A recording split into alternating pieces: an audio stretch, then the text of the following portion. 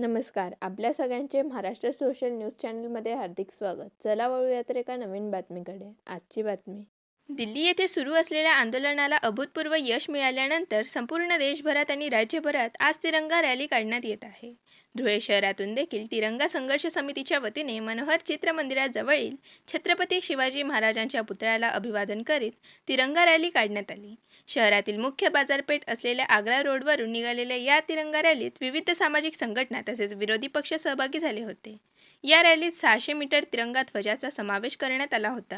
केंद्रीय शिक्षण मंत्र्यांप्रमाणेच राज्यातील शिक्षण मंत्र्यांनी देखील राजीनामा देण्याची मागणी या आंदोलनातून करण्यात आली. तर आज हे सर्व समविचारी जे विचारांचे लोक होते, सर्व जनता पक्ष सर्वचे एक विचारी लोक होते. आज दिल्लीमध्ये ही घटना झाली 20 जुलैला. अमानुषपणे विद्यार्थ्यांना जो लाठीचार्ज करण्यात आला, जी दडपशाही दाखवण्यात आली, त्या विरोधात हा मोर्चा होता. आणि संविधानाने विद्यार्थ्यांना जर पीसफुल प्रोटेस्ट करण्याचा जर अधिकार दिलेला आहे, कोणीही हत्यार घेऊन वगैरे काही आलेलं नव्हतं, तो एक पीसफुल प्रोटेस्ट होता. पण तिथे जे दडपशाहीने विद्यार्थ्यांवरती लाठीचार्ज करण्यात आला, तिथे अक्षरशः मुलांचे डोके फोडण्यात आले, अक्षरशः पोलिसांच्या ज्या लाठींना किडे लावून मारण्यात आले.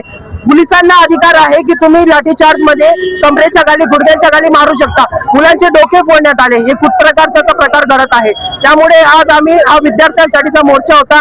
आणि जो विद्यार्थ्यांचा जो विजय झालेला आहे, धर्मेंद्र प्रधान यांनी जो राजीनामा दिलेला आहे, हा विद्यार्थ्यांचा लढाचा विजय आहे.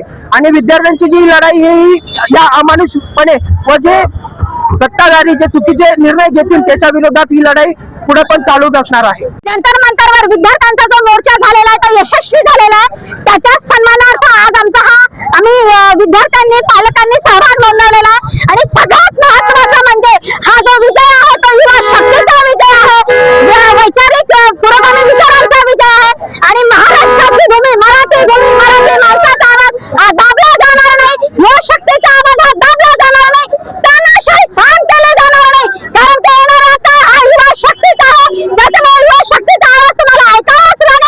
धर्मेंद्र प्रधानांचा जसा राजीनामा घेतला गेलेला आहे, तसा पुढील काळात बेजबाबदार सरकारांच्या मंत्र्यांचा राजीनामा घेतलाच जाईल. जय हिंद, जय महाराष्ट्र. ज्याप्रमाणे दिल्लीमध्ये विद्यार्थ्यांनी आंदोलन करून इथल्या केंद्राच्या शिक्षण मंत्र्याचा राजीनामा हिसकावून घेतला, त्याचप्रमाणे महाराष्ट्रामध्ये देखील सीएटीची परीक्षा ही लीक झालेली आहे. तर इथले जे शिक्षण मंत्री आहेत महाराष्ट्राचे, त्यांचा दादा भुसे यांचा देखील आम्ही राजीनामा घेऊन राहू ही आम्ही ग्वाही देतो. आणि येत्या काही दिवसामध्ये उद्यापासूनच सत्यशील तरी संघटना, समविचारी मित्र पक्ष आम्ही आंदोलन करू आणि या इथल्या बेअक्कल शिक्षण मंत्र्याचा आम्ही राजीनामा घेऊन राहू. मोदींच्या जुलमी हुकुमशाहीच्या विरोधात आपल्या महाराष्ट्रातील एक तरुण दिल्लीत आंदोलन करतो. अनेक तरुणांची डोकी फुटतात, पण ते न घाबरता किल्ला लढवतात तिथे.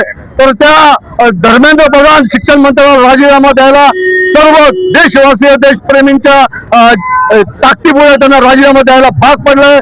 धर्मेंद्रचं काम झालंय, आता पुढील काम नरेंद्रचं देशवासी केल्याशिवाय राहणार नाही.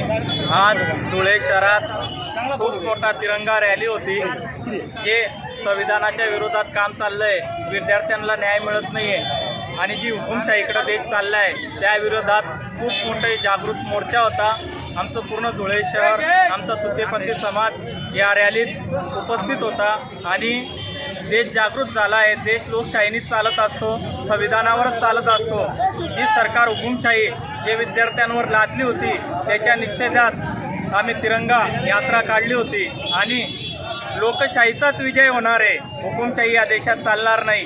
हा छत्रपती शिवाजी महाराजांचा देश आहे, महामानव डॉक्टर बाबासाहेब आंबेडकरांचा देश आहे. हा देश फक्त संविधानानंच चालत. इन्किलाब जिंदाबाद. बातमी आवडल्यास चॅनलला लाईक व सबस्क्राईब करा व दररोज अशा नवनवीन बातम्या पाहण्यासाठी चॅनलला फॉलो करा. धन्यवाद.